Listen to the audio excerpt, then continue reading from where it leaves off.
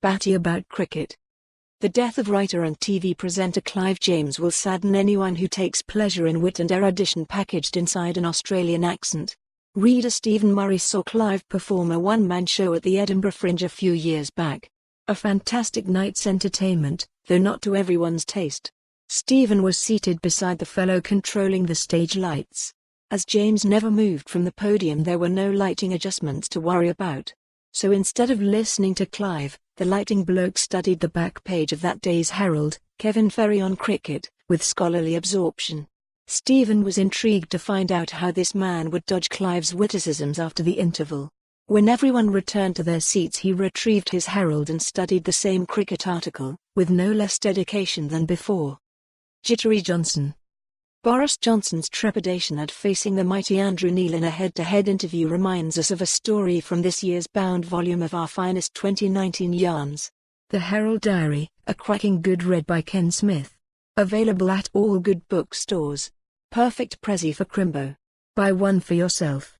Buy two to prevent the first one getting lonely. Etc. Anyway, in the book Ken relates an anecdote told by David Cameron at a Westminster Correspondents' dinner. I remember canvassing in a South Hampstead suburb with Boris during the London mayoral election, and this very attractive middle-aged woman came to the door and said, "Boris, lovely to see you. You are the father of one of my children." The blonde hair stood on end. He said, "Oh, God, oh, cripes, oh. The media. What do you want? Is it money?" She said, "No, you are the father of one of my children. I'm her maths teacher." Dubious about Dubai. Author John Niven isn't a fan of Dubai. Having viewed a glamorous tourist video promoting the Middle East and state, he snarls, "Save yourself the trouble of visiting Dubai by turning your central heating up to maximum, removing all your human rights and employing some slaves." Questionable questions. BBC Scotland News reporter Fiona Stalker gave a talk to a Primary 1 class about her job. Afterwards she fielded some questions from the audience, which included, were there dinosaurs in 1965? And will we be hit by a meteorite?